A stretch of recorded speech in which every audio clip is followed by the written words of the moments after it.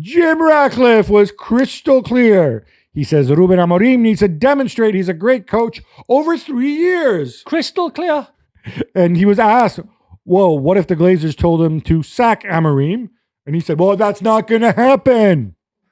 What if they lose against Liverpool? Not going to happen. What if they lose against Brighton?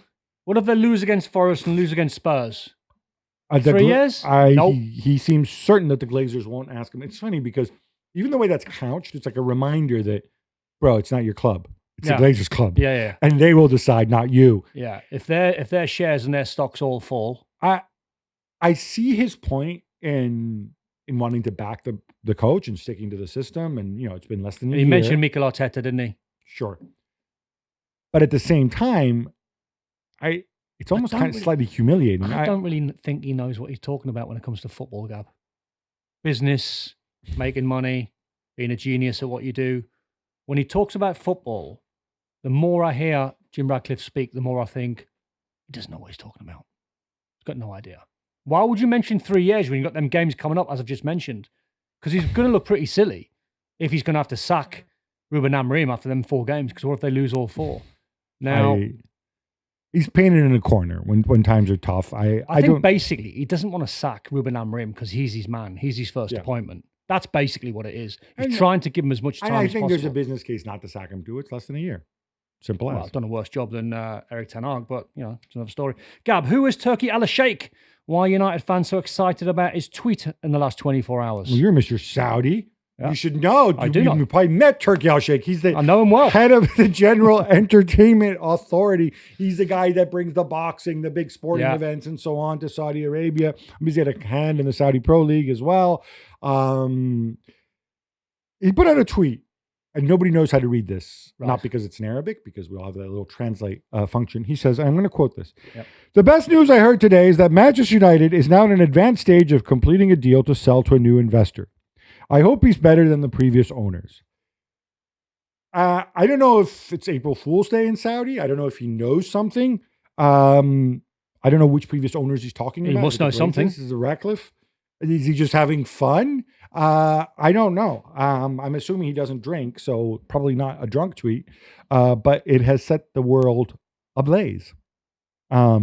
You don't know anything, right? Despite your close follower to Saudi Pro League? No. He's not texted me just yet. I'll wait for the text. All right. Presumably he's not the new owner. But anyway. So yes, it just kind of shows you how United world is on tenterhooks. Now, Turki Al-Sheikh, of course, he'd also be involved if, as reported, Manchester United arranged a friendly in Saudi Arabia to raise some cash in the new year, which is kind of funny because you're negotiating with them, but then you're also kind of mocking the owners, which I don't get. But what's your take on in-season friendlies? You don't have to worry about European football or the League Cup for that matter. I'm assuming you're fine with it. Since you're okay with flying to Perth. Fine. We've done it as players. Sometimes it can be a bonding session. Sometimes you can get a little bit of vitamin D and a bit of sun and a bit of relaxation and get away from all the noise in and around Carrington or the Premier League. If you've got time on your hands, rather than allow the players just to go and take separate holidays and fly here then everywhere with their families, why wouldn't you bring them together? So I think it's not a bad idea. It's interesting because the account I wrote, they're making around 6 million euros a game. Presumably they'd be playing a friendly against Cristiano or Al Nassr or Al Hilal or whatever. It's funny because this is more than what Barcelona are going to make from going to Miami, which just tells you how much money there's in Saudi and also how United, despite everything, remain a massive brand. Harry Kane says he's open to extending his deal with Bayern, which expires in 2027 when he's going to, it's the summer he turns 34. By the way, Harry Kane has the same birthday as me. Oh, does he? Fun fact. When? And also Joan of Arc, July 28th. How about that? July? Yeah, all the best footballers are born in May. Yeah, right. It's actually the opposite. Those are all the worst ones because those are the ones. Oh, Beckham's in there. I bet Beckham's an outlier, but like okay. So statistically, I'm going to get you a list next time I'm on. Statistically, this has been proven, right? So, is this the French manager that proved this, who could only pick certain players in their birth year? No. That's based on astrology. And I think that was Raymond Domenech. Yeah, I'm not picking Zidane because he was born in July. So basically, most leagues they have a cutoff. Some have it based on calendar year, and some have it based on school year. So it's September 1st. Yeah. So the ones who are born in certain times of year where they're essentially playing up at a young age, Yeah. or the ones who are more mature because they were born in, for example, in September. So for example, Ruud van Nistelrooy and the original Ronaldo were born on the same day and so on. There is definitely a strong correlation there. I don't remember exactly what it is. It exists in other sports. I'm next time I'm coming in with a list of players born in May. Yeah. Well, Cristiano was born in February. All right. Your favorite player. just remembering. Anyway, back to Harry Kane. He says that when he first left, he was pretty sure he'd return to the Premier League and his career there. Now he's not so sure. Because he loves it at Bayern. He loves it at Bayern. He's playing with one of the biggest clubs in the world. However, his end game is he's building a lovely little house at Wentworth. When I say little, I mean hell of a house at Wentworth. So he will come back at some point, but I think if you Harry, the golf course. Yeah, on the golf course. Near Virginia Water. Yeah, he's on there. He's building. That's a fact. I think if you're Harry Kane, just play for as long as you can at the biggest club you can play for, and that's Bayern. Because what's your options? At his age, when his deal expires, with all due respect, the Liverpools and the Man Cities are not going to be there. The Arsenal's not going to be there. Well, that's what I'm saying. So do you want to go back to Spurs? Fine. Or do you want to stay at Bayern? No, what I'd mind to be is stay at Bayern. Wouldn't you? Yeah. I think so. He grew up an Arsenal fan. How cool would it be if he can't go to Arsenal? Surely, but he was an Arsenal fan. You can't. You'd ruin your Spurs legacy, wouldn't you? You can't. Sol do that. Campbell did it. No, just kidding. Just kidding. Yeah, all right. No, but I like the fact that he's open. And no. I find the guy immensely. He's a smart man. He's a smart man. He's just leaving that door open for anyone in England that might want me. But I'm quite happy at Bayern. Steven Gerrard could be back in management soon, Don. He's the favorite to take over at Rangers following Russell Martin's disastrous stint. The very handsome Russell Martin. You're Scottish. Your thoughts? Come on, Stevie. Come home. You know it makes sense. Come on. I mean, Invincible when he won the title a few years back. He gets the city, he gets the club, never waffles about the project, never waffles about the philosophy. He understands that Rangers and Celtic, it's all about winning. It's not about how you play. Bring him home. Okay. All right. Obviously, they would be getting a less handsome manager in Steven Gerrard. No, you say that. Depends who you like. I think Stevie G is a handsome man. But surely he's no Russell Martin. But seriously, what is the deal with this guy, with Russell Martin? Because I just want to take a little detour. Wow, where'd you go? Okay, he never got Rangers from the start. No, but we'll get to that. Right. I know you're keen to talk about Rangers, but just for those who aren't as big on Rangers or Russell Martin, correct me if I'm wrong. He gets promoted with Southampton, right? Plays this very heavy possession game and slow. People seem to like it. All right. You could say possession. I'd say slow. Okay. Southampton are absolutely terrible. Yep. Nobody likes them. Never learn. I remember one game where I think they were losing 1-0 at home, and they had some sort of giant center forward. Yes. Who was like 6'5", and they kicked it long. And no, they didn't. He sends them on with like 2 minutes to go. And they're passing the ball sideways in the center circle. And I'm like, what's the point here? And that there tells you everything about a manager that's not adaptable or versatile. And then they look at this, and the people who own Rangers, which by the way include that guy Parag, who's super from the 49ers. They need to take a look at themselves. Smart. They look at him. They look at he won them over. How does he seduce people into hiring him? I think he's a very good talker, I must admit. But you can talk, and it's a different skill set when you're applying for a job and you get an interview for a job and you convince the hierarchy that you know exactly what you're doing. You can seduce people quite easily with numbers, with graphics, with everything that you want to show them. And they'll go, oh, that's quite impressive.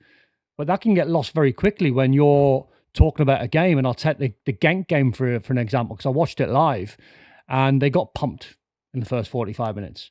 And they got hammered in terms of everything that was going on. Not so much a scoreline, but they got pumped over the 90 minutes. And he came on and he went, I thought he started the game really well. And I'm sitting there going, you're 1-0 down. You had one off the line, one off the crossbar, and one chalked off by VAR. So the fact that he's trying to seduce Rangers fans into seeing something that's not actually happening, he's way off the mark. Fans are not daft, Gab. Football fans are not daft. They know when their team's playing well. They know when their team started well, when they've been rubbish. He's never got the club. He talks about they never really wanted him in the first place. I didn't accept him in the first place. Maybe that would have happened if you had to put on a pair of shoes when you stood there and you got the job and had your Rangers tie and your Rangers crest on instead of turning up in hush puppies, put a pair of brogues on, read the room. But apart from that, which I'll forgive, you've got to make sure you talk and walk the walk and speak the language of what Rangers fans want. And that's about winning. Rangers fans don't care if you're playing in the short term. If you're playing terrible football and you're winning 1-0 every week and you're sitting top of the league and you're challenging Celtic, happy days. You ain't so got that's time. what you need to understand when you hire a coach, that you need to understand that they care more about results. Winning. Ask Jose what he wants. Attractive football or winning? It's winning. It's always been about winning. All right. So since, I guess, we're heavily Scottish at ESPN FC, as you know, and despite the fact that you don't sound like Stevie Nicol or Craig Burley, you are legit Scot. Yep. It's a weird, because Celtic are under pressure too. A lot of their fans are unhappy. I think they're more happy at the board more than Brendan. Okay, but are we seeing a shift from the duopoly anytime soon? Is there excitement, hearts and Hearts heads? are sitting top of the league. Tony Bloom in there. I think it's more of a demise on what's happening to Scottish football, watching Rangers struggle and Celtic struggle. So it's a case of the two big teams are doing dropping worse back away, rather than the other guys. Which is not great for the league. Can't be good for the league. The Women's Champions League kicked off, Gab.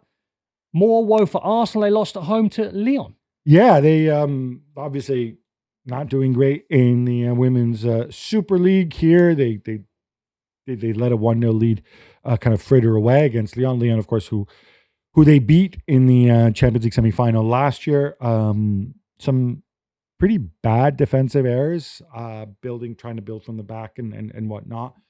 Really disappointing. Just they don't really look well, which is kind of ironic because it was like a couple weeks ago that they were crowned as the club of the year by France Football and all this stuff. They need to sort this out. They need to sort this out very quickly. Elsewhere in the Champions League, some surprising results. Paris Saint-Germain getting pumped 4-0 by Wolfsburg. I think Jules took the right show to take the show off between them and Arsenal losing. And also Barcelona. I know Bayern Munich women aren't Bayern Munich men and whatever. But Barcelona destroyed them 7-1. And when you watch them play, it looks like they play a different sport. It reminded me watching that game and watching the highlights of that game. It reminded me of a Pep's Barcelona. It reminded me of like a group of women who are just playing, as you said, a different sport, but completely on another level. Like everything about them. Like the technique, the skill, the pace, the passing, the sharpness. I think it's relevant because we reported on this before. Barcelona women's team, they appear to be cutting back. They've got a lot of big stars in the final year of the contract. They necessarily several of them haven't been renewed and so on. There's questions about whether they'll continue to fund the women's team to the levels that they have before. If this is the case, if this is somehow like sort of the beginning of an end or maybe some sort of reload situation, what a way to go out and watch them while you can, because even if honestly, they're on a different. I don't care they didn't win the Champions League last year. Incredible. Like it's not just about that. We're talking about performance here. It's really special to watch.